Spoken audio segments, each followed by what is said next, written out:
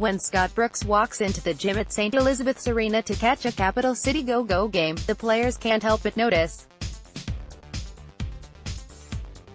The building also houses the Wizards' practice facility where Brooks has an office and he is often around at tip-off. So, he makes the short walk over to catch a glimpse of the team's G League affiliate. Naturally, he is easy to spot. "One of our assistants or a player, they'll say something," guard Chasson Randle said.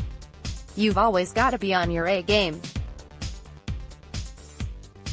When you see him in the stands, though, it's a little bit more motivation for sure. They can literally just walk down the stairs from their office and go through a door and be at our game," guard Chris Chiozza said of Wizards brass.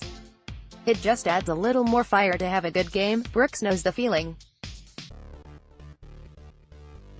He was once a minor league basketball player chasing the NBA dream. After graduating from UC Irvine in 1987, he spent time with the Albany Patroons of the Continental Basketball Association and then with the Fresno Flames of the World Basketball League, which oddly featured a 6'4" height restriction, before catching on with the Sixers in 1988. Brooks himself can recall what it was like to be on a minor league team when someone from the NBA was in attendance. "I just remember that our coach would say, 'There are scouts here,'" Brooks told NBC Sports Washington. "When you're in the minor leagues, your goal is to be in the majors. You want to be in the NBA. You know it can take just one coach or one scout to give you that opportunity. So, when I go watch our Go-Go play, I take it seriously because I was in that position." So, what exactly does Brooks look for? Some of it can't be found in the box score. Brooks looks for intangibles. In reality, they're not all going to be NBA players, but out of respect for the game you've gotta give them an opportunity to be an NBA player, he said. "I don't even look at their scoring because if they become an NBA player, they're not going to come in and score a bunch of points. Are they being good teammates? Are they helping their teammates off the floor? Are they pointing at them after a good pass? Are they high-fiving them? Are they making eye contact with their coach? I think those are way more important than somebody making a bunch of shots." Brooks understands that may be counterintuitive to some players, but he knows what it takes to not just get the chance to play in the NBA, but stay there. Brooks ended up playing 10 NBA seasons with 6 different teams and won a championship with the Rockets in 1994. None of it came easy.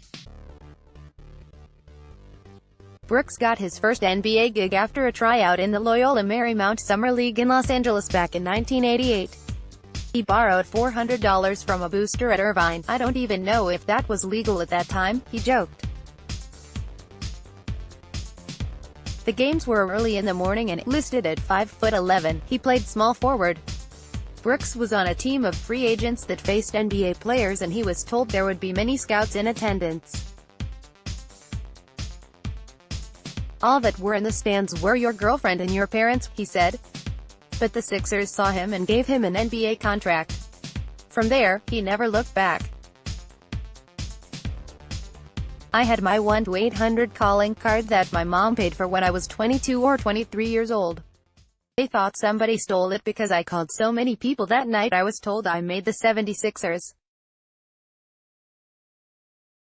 It was one of the best days of my life," Brooks said. As Brooks tells it, even his early days in the NBA were rough compared to the accommodations now provided to the Wizards' G League team. He may have been earning an NBA salary playing for the Sixers, but he had to wash his own jersey.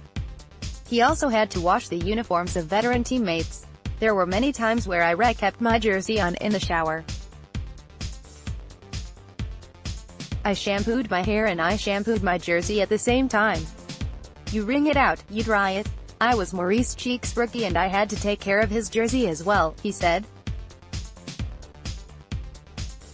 But in the minor leagues, it was worse. Brooks was fresh out of college and wasn't yet an expert at doing laundry. "We wore things multiple days without washing them," Brooks said. "When you're young and hungry, you knew better, but you had no other choice. You did whatever it took to get on the court and play well, and I'm impressed the scouts, Go-Go players have equipment managers to wash their jerseys. They also have a well-rounded staff of coaches and player development assistants. One of their best perks is food provided by the team and a designated eating area at St. E's. Not all G League teams get those benefits. Well, it's not that glamorous. The go to their air travel through BWI, roughly an hour from their home base in Ward 8.